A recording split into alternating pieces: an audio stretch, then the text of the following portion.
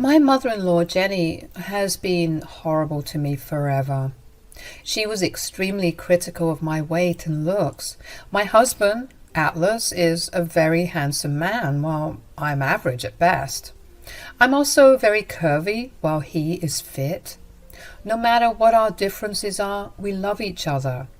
And that's what matters. That was what we had fought, but Jenny absolutely refused to accept me as her daughter-in-law. Because in her words, I was ugly and fat. I can't begin to tell you how many times she had made fun of me and told me that Atlas would leave me very soon.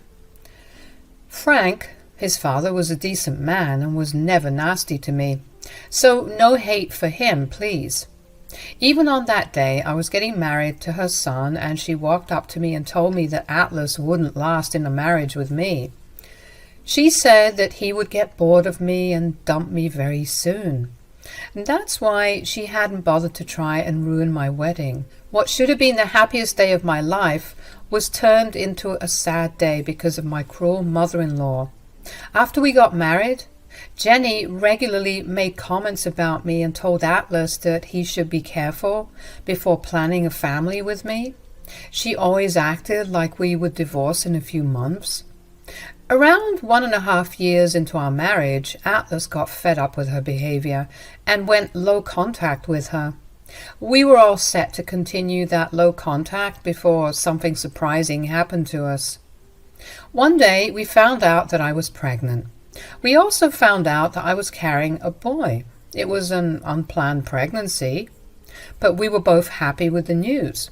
We were looking forward to having our baby and were really excited. That's when Atlas and I had to sit down and discuss something serious. I knew that the topic of Jenny had been on my husband's mind for the past few days, so we needed to discuss that immediately. He sat down with me and said, "What should we do about my parents, Faith? We need to tell them." Yes, this is their first grandchild, so they should know. I was hoping you'd be willing to give my mother another chance. I know she's been horrible to you, but maybe she'll finally get her act together for her grandson. I'm not really sure about this, Atlas, but you are right. They need to know about their grandchild. Maybe Jenny would be a good grandma to our son. I guess we shouldn't withhold that experience from him. That's what I was thinking, Faith. Why don't we give her another chance? Let's see if she makes amends on her own. What do you want to do, Atlas?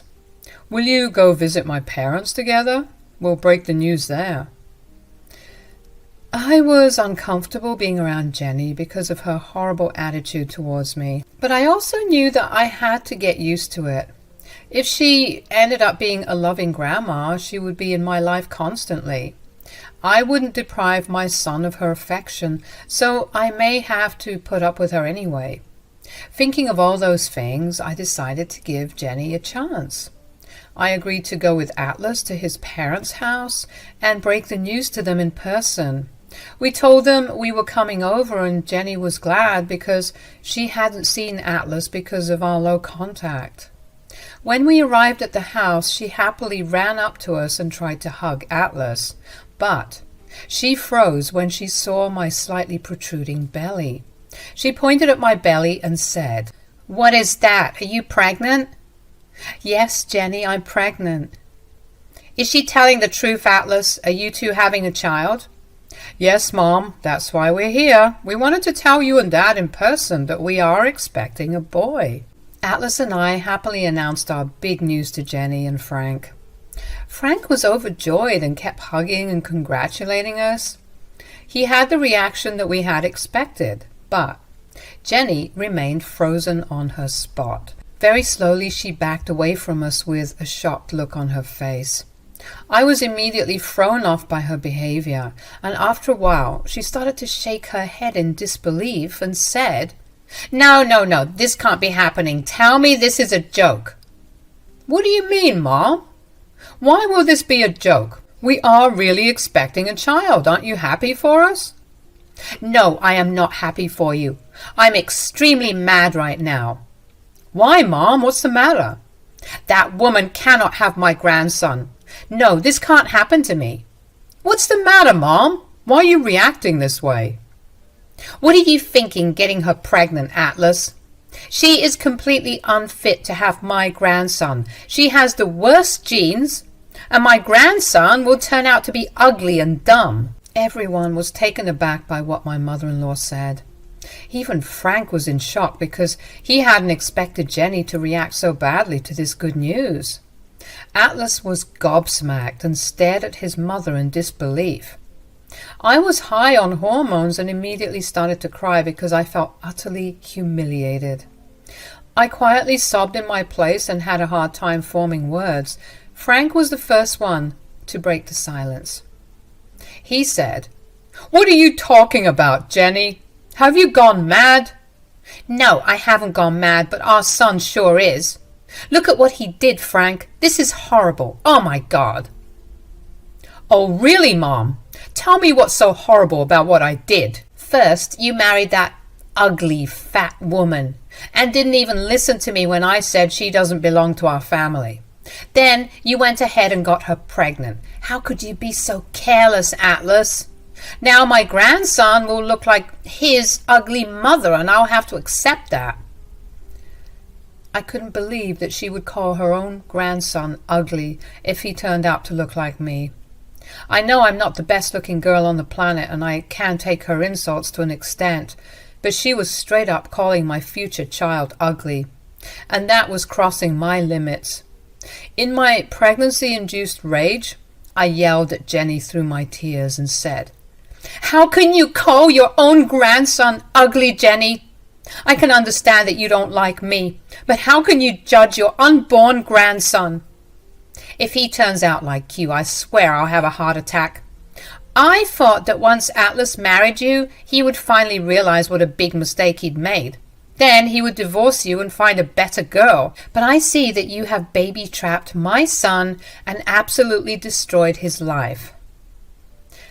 "I baby-trapped your son, Jenny? Is that what you're saying? How can I baby-trap your son when we are already married? You knew he would leave you sooner or later. Who would want to stay with you, let alone have a baby with you?" Yeah, Jenny was being extra brutal to me that day. She was legit crying and lamenting how her grandchildren would now be ugly like me. I was already feeling a little more ugly because of the pregnancy weight gain, and coupled with Jenny's horrible comment, I wanted to just go and bury myself in a hole. I too started to cry loudly because Jenny had successfully ruined the happiness I had from being pregnant. Atlas rushed to my side to comfort me while I bawled. Jenny sat there looking pissed but also with tears in her eyes. Frank didn't know what to do and sat there in disbelief. After a while, Atlas looked at his mother with the most disgusted and angry expression I have ever seen on his face. He held me close to him and said to his mother, "You have crossed all limits today, Mom. How could you make my pregnant wife cry? You need to apologize to her right now." "I'm not apologizing to that woman. You need to wake up and open your eyes, Atlas. This woman isn't worth your time." "She is my wife, Mom. I love her and she's more than enough for me. I'm going to start a family with her and nothing makes me happier than this." "You should have listened to me and taken precautions so that she doesn't get pregnant. God knows whose baby she's carrying. Maybe she slept with someone else and is trying to pass off the child as yours. But then again, who would want her?" "Shut the hell up, Mom. How dare you speak about Faith like that? Who gave you the right to insult her? I'm telling you one last time, Mom. Apologize to my fiancé right now." "No, I won't apologize to her. I meant every word that I said, and I don't want her to have my grandson. It's the truth." Atlas now looked even madder than usual. Jenny was adamant that she didn't do or say anything wrong. She huffed and sat there with her arms crossed. She even refused to look at me, probably because she couldn't handle the sight of me with a pregnant belly. Atlas noticed it all and then said in an eerily calm voice, "So, you don't want my wife to carry your grandson, right?" "Yes, I don't want that woman to give me a grandson." "Well then, You will no longer have a grandson or a son any more. What? What do you mean, Atlas? I mean that me and my family will be going no contact with you, Mom. You don't want an ugly daughter-in-law and grandson, as you put it. Very well. You won't have to associate with us any more. Jenny was taken aback when Atlas said that. He was telling her straight up that she wouldn't be in our lives any more. Jenny was in shock, and so was I.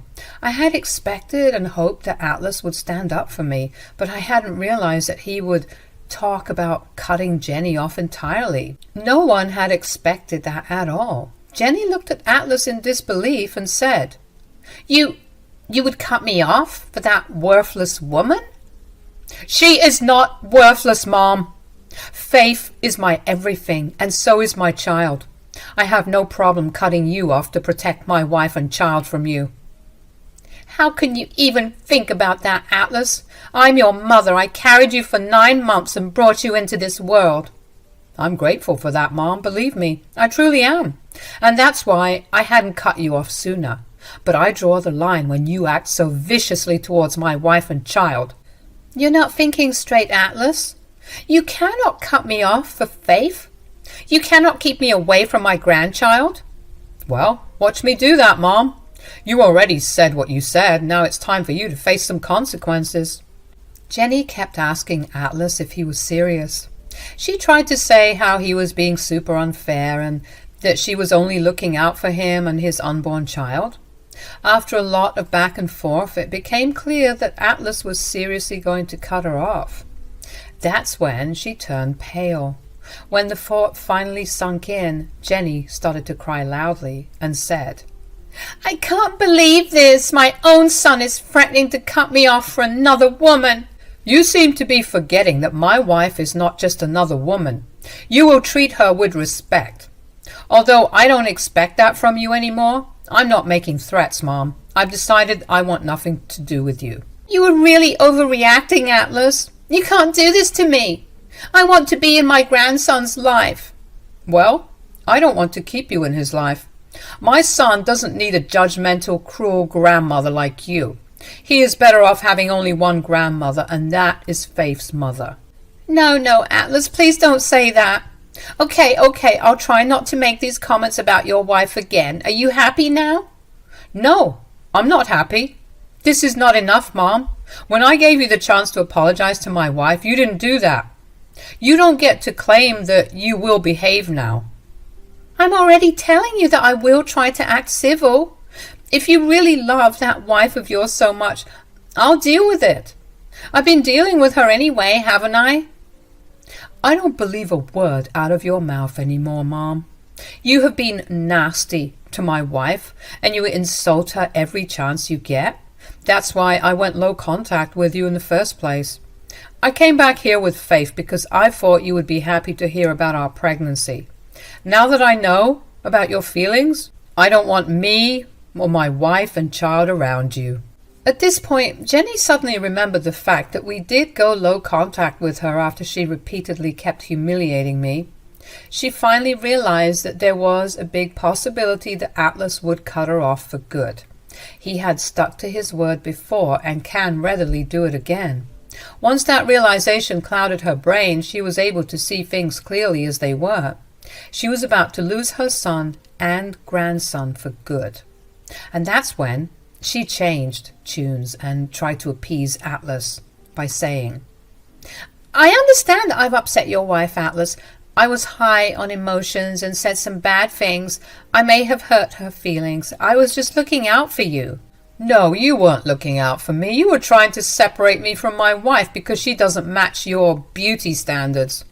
For the last 2 years, you have been horrible to her, and I'm finally putting my foot down. No, Atlas, don't say that. Okay, I realize that I made a huge mistake. Please don't punish me like this. I swear I will change and learn to accept Faith. I think it's too late for that now, Mom. I want nothing to do with you anymore. I'm pretty sure my wife feels the same way and will agree with your decision. I swear I will correct my behavior, Atlas. Just give me a chance. Faith, please give me a chance. I really want to be in my grandson's life. Jenny was desperate for help and turned to me.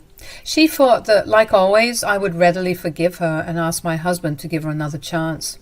She was looking at me expectantly and was almost sure that I would be on her side. But I'd already been pushed to my limits. There was no way I was going to forgive this woman. I held my head high and said, "I don't care what you want, Jenny. I will never forgive you or give you another chance. I have given you plenty of chances, but you have shown me what a vile person you are." "How can you be so cruel to me, Faith? I'm your mother-in-law and your Bray's grandma." "What mother-in-law, Jenny? You never accepted me as your daughter-in-law. And you have clearly said that you didn't want me to carry your grandson, so the baby in my belly is no one to you." "I said some things out of anger, Faith. I was not thinking straight. I can see how wrong I was. Please forgive me and convince my son not to cut me off." "I'm not going to do what you want, Jenny. In fact, I will do the opposite. I will support Atlas in cutting you off. Frank is welcome, but you are not." But your son needs his grandma in his life." "No, Jenny, he doesn't. Atlas is right, Jenny. My son doesn't need a judgmental and prejudiced grandma like you. I don't want you around my child, and you better stay away from me because I don't even want to see your face anymore." At this point, Jenny started to cry and went to my husband for help. She decided that it was time to play the victim card. Let me tell you guys right now, it didn't work on Atlas at all. It had the opposite effect entirely. When Jenny said this, Atlas got super mad. "Did you see that, Atlas? I tried to make things right with your wife, but she wouldn't listen to me. I begged her so hard." "My wife is right in rejecting your apologies, Mom. You don't deserve her forgiveness after what you have put her through." "Then what do I do, Atlas? Tell me how I'll make it right." "You cannot make things right, Mom. You have gone too far for us to even consider forgiving you. From now on, you will no longer have the privilege of having a relationship with me and my family. We're done here." Jenny was having none of it and constantly begged us for forgiveness. Atlas and I kept telling her that she had crossed all limits and now she has to pay for her actions. When Jenny grew tired of begging us for forgiveness, she turned to the one person who could potentially be on her side. She asked my father-in-law for help. She said, "Are you going to sit there and watch my son abandon me, Frank? Say something. Don't you want your son in your life?" "Yes, I do want my son in my life."